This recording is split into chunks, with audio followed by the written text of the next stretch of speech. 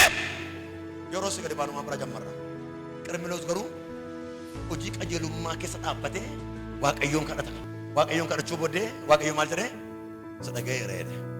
Mana hundumaa bira darbee qe'ee namoota baay'ee keessa qaxxaamuree qe'ee namoota baay'ee bira darbee dhaqeetu Waaqayyo mana isaatti ol galeetu ansi dhaga'eera jedhe. Qe'ee baay'ee bira darbee ollaa bira darbee bulchoota biyyaa bira darbee dureessa biyya sanaa bira darbee qe'ee sana dhaqeetu Waaqayyo kadhannaan kee dhaga'ameera jedhe. Kanatti waan barbaadde bira ga'uu dandeessu yoo harka Waaqayyo eeggatte duwwaadha. Harka Waaqayyo eeggachuudhaaf moo sadarkaa barumsa kee miti, horii kee miti, maasii kee irraa isaa baranaa maka facaaftee makaru qophoofte miti. Harka Waaqayyo argachuuf harka Waaqayyo bira ga'uuf jilbeenfachuun murteessaadha. Bulchaa Damdolloo tokkotu waggaa lamaan darbe keessa taa'u qabate dhufe haadha manaa duukaa dhufe akka inni siltaana qabunatti ture Waaqayyo galgala yeroo isaa Harariis namoonni dhufan jiru. Harar keessaa sheekota baay'ee dhufe haadha manuu isaa duukaa dhufanii gara guyyaa 3 ol sirrii qabatees turan.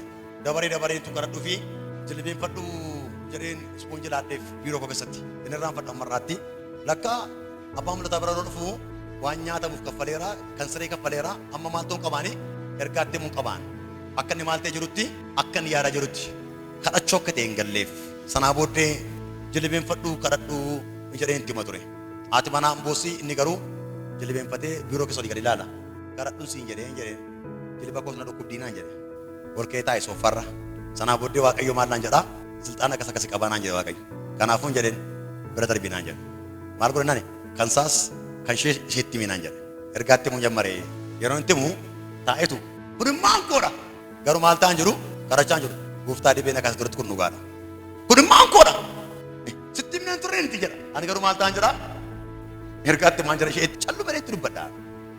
Sanaa booddee dhumarratti nan gorse baay'eedhaan Damdolloo bulchaa godina Achiiti akkasin godhaa akkas no amma samitti dubbiin isaadhaan Waaqayyoon kadhadhu kana godhi kan isin dhibu keessaa garuu jilbi isaa keessan dhukkubuu hin fayyine garuu Waaqayyo waan baay'eetti meera akkas naan jedhe erga xumuramee nagaa naqaatii boqodhaatti jedhee booddee ilaamee naan jedheen shii jilba koo keessaa maaliin godhaa naan jedhe yeroo biraa kottu siree qabadhuun jedheen akka inni maal ta'uu fi akka inni kadhatuuf har'a hin danda'amu yeroo biraa kottu siree qabadhu yeroo biraa immoo na rakkisa kaammayyuu boqonnaa fudhee yeroo biraa kottu kadhadhu mee nama isa bukkee jiru immoo isa dhufteef yoo yaaddee ittiin jedhaa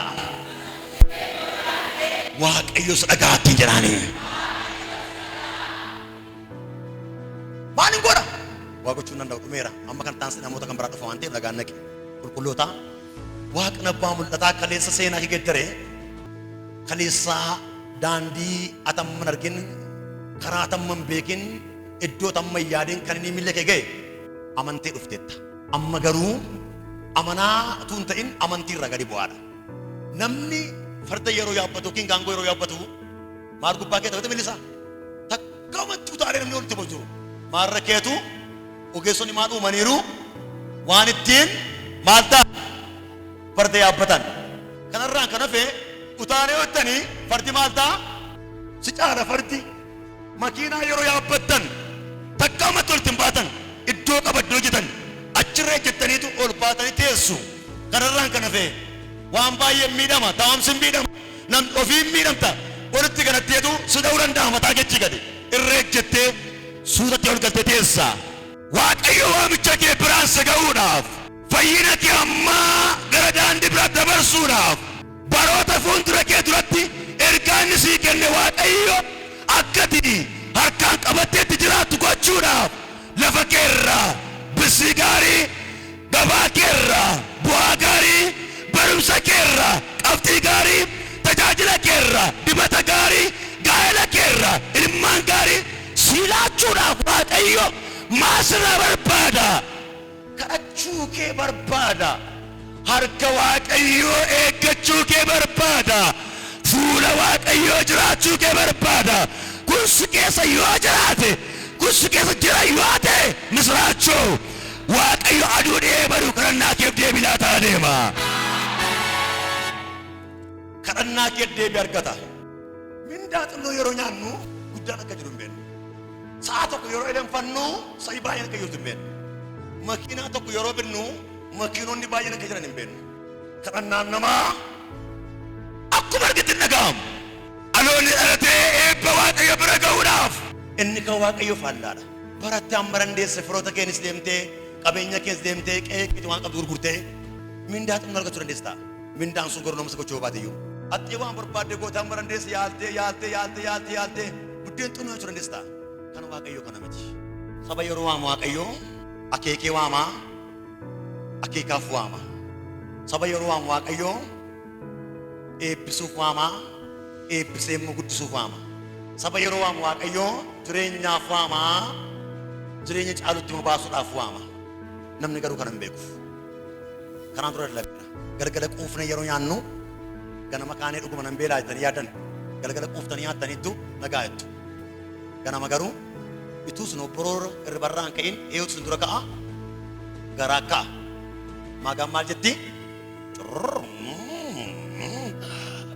maal fidiidha buddeen fidiidha jireenyi qulqullaa'otaa ufaa adeemuudhaaf guddachaa adeemuudhaaf kadhannaa murteessaadha sabni kadhatu harka gooftaa eeggatu gadi hin ta'u ijoolleef yeroo wayyaa bittan xinnoo ishee uffatanii guyyaa kan baraas hin gaafatu caammaa yeroo bittan xinnoo ittiin fiiganii akka carraa bakkeedha caammaa yoo argan maal jedhu caammaa kana naa bittaas ni jedhu caammaan sanii garuu maalidha muufamoo haaraadha wayyaatti uwwistanii wayyaa sanaaf gammadanii xinnoo bakkeetti fudhatanii baatanii utuma deemanii wayyaa biraa argan wuy kan ishee kana naa bittaa yookiin kan isa kana naa bittaa ansaanii garuu maal inni hin caalamoo hin caalu waaqayyo afuura karaa ilaalaa deemu sirraa kaasu waaqayyo afuura bara ilaalaa deemu sirraa kaasu waaqayyo afuura foon qabeessa gajjallaa kee jiran ilaalaa deemu sirraa kaasu aera sirraa maqaa gooftaa yesuusiin aera sirraa maqaa yesuusiin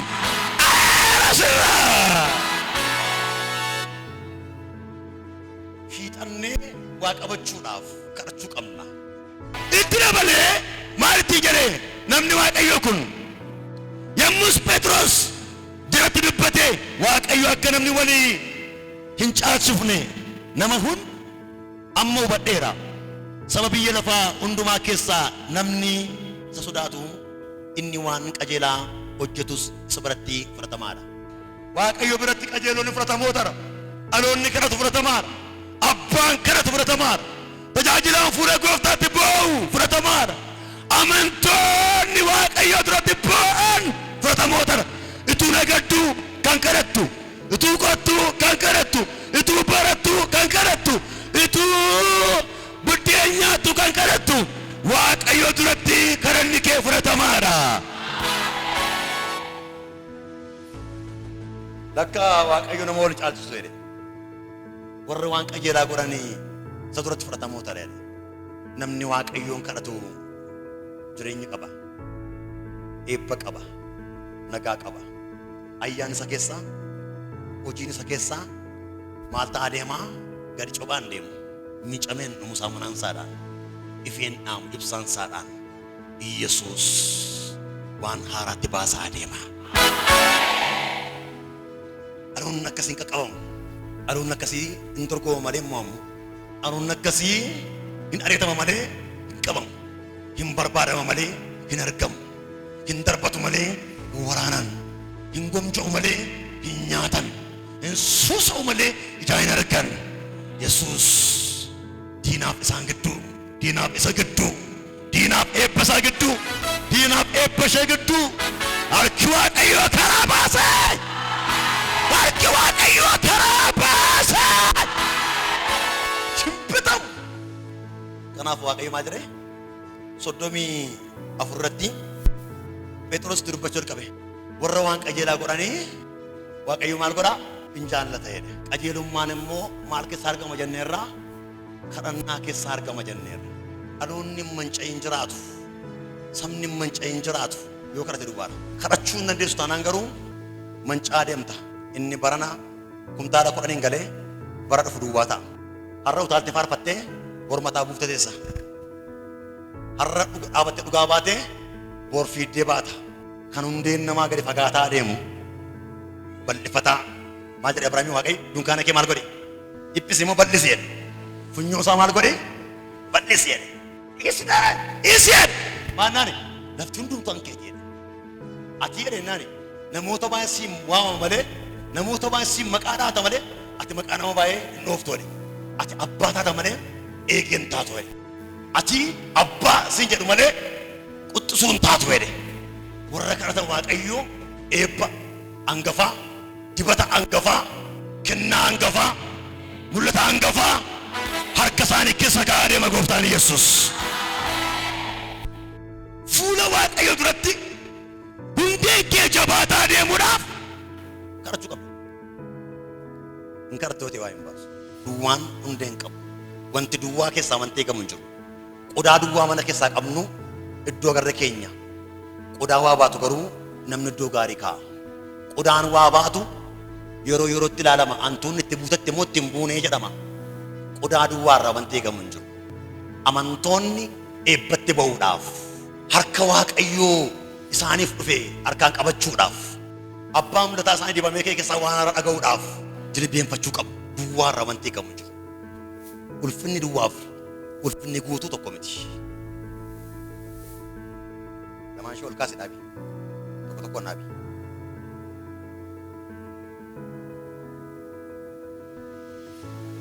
Maal ta'aa jirti? Maal waan taateef? Hafuurri duwwaa sirraa ka'u ga'a. Laalasi. Maal ta'aa jirti? Inni mataa raasee duwwaasti gochuu barbaadu maqaa Yesuus hin du'eessi biraaf. Amma immoo garaa gara hirib shanitti xinnoo waatti godhiif.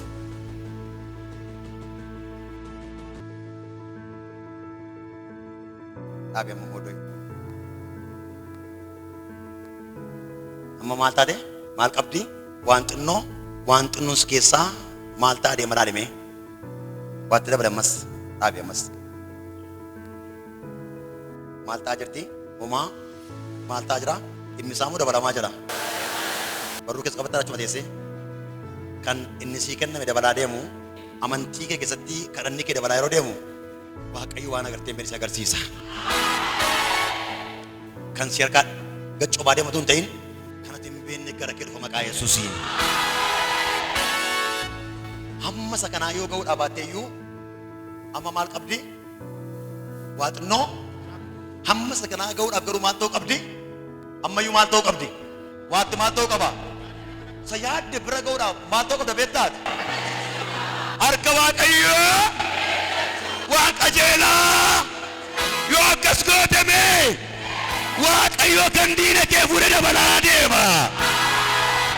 Elaamee toshattuun si wajjin qabaatti baateetu hankeetti dabalaa deemti. Toshattuun si wajjin qotteetu hankeetti dabalaa deemti. Hamattuun si wajjin baateetu hankeetti dabalaa deema. Toshattuun ollaa keetti galteetu fiidee sirraa kaati. Yoo maal goote tokko yoo kadhattee harka Waaqayyoo yoo eeggattee waan qajeelaa yoo goote eebbi kee nagaan kee dabalaa deema.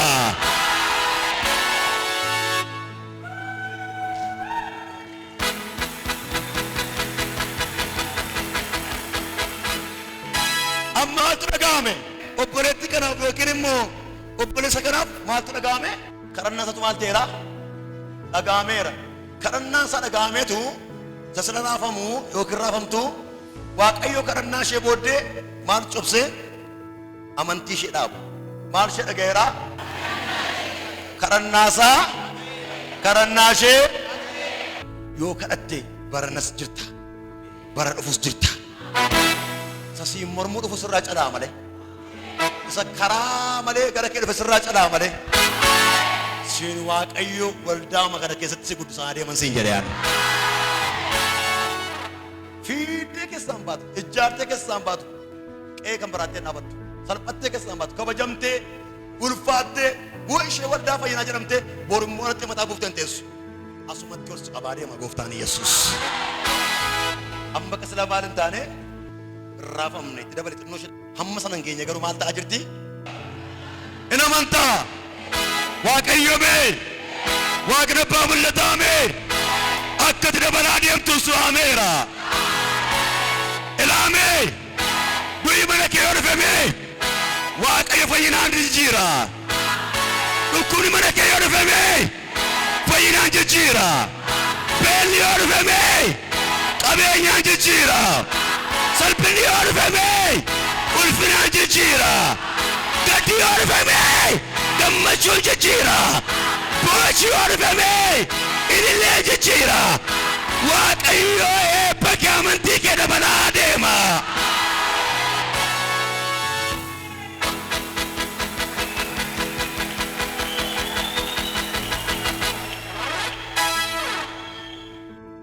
Amma sana engeenye garuu maal ta'aa jira? Nama simbukkeetiin dabalaa deemta yoo harka Waaqayyoo eeggatetiin jedha. Warra harka Waaqayyoo eeggatetiin jedha iyyaati. Dabalaa deemu. Dinagdeen isaanii dabalaa deema.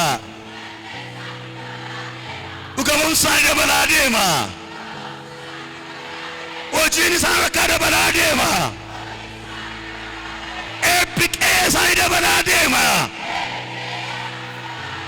Fayyinni isaanii dabalaa deema. Dibanni isaanii dabalaa deema. Hallelujah!